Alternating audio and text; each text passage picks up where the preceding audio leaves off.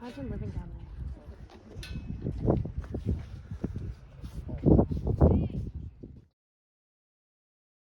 The irritation was high and the air conditioning was blasting.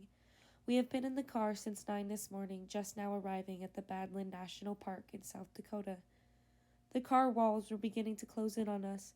We could explode at any moment. I had to pull over. Luckily, we were within the park grounds, and I found a gift shop parking lot. As I was pulling in, the truck in front of us had its tongue down with an older Native American man kicking his feet, sitting on the end of it.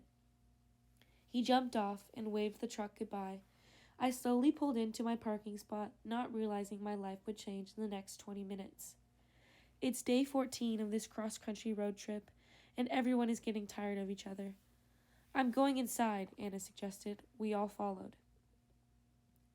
All four of us busted out my 2005 blue Ford Escape, taking in the air and the space to make our way inside. The heat embraced me immediately, and my sweat was already crawling down my neck.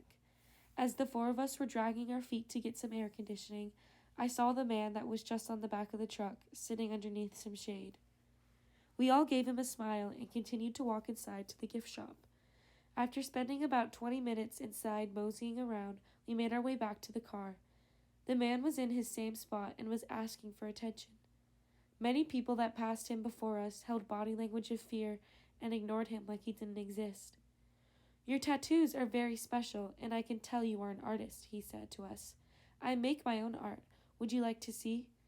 Smiling with his 3 teeth and stumbling his words, this man was definitely drunk. I was unsure at first, but something allowed us to trust him as if he was someone we already knew. Tearing down that wall of judgment, we followed him to a picnic table that was resting just below a willow tree. Showing us several prints that represented his culture, he said we could pick one for ourselves to keep with us.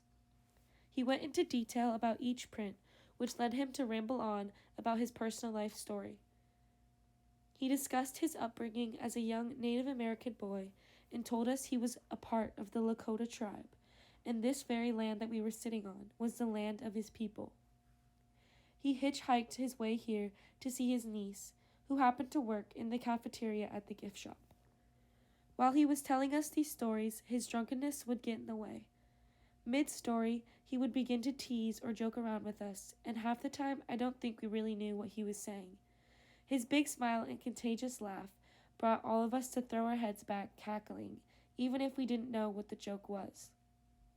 My name is 3 Stars, he said. I couldn't believe this moment was real. Someone so beautiful and pure encountered us on his own land, telling us stories of his pain and suffering, while also making us laugh and feel welcomed in his presence.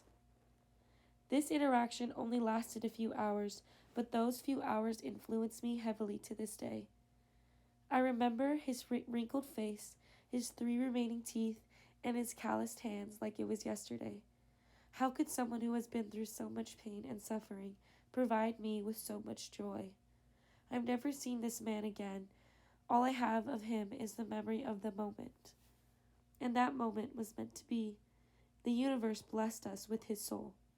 So as I look up into the night sky and see 3 connecting stars, I remember him and his voice, and the moment lives eternally.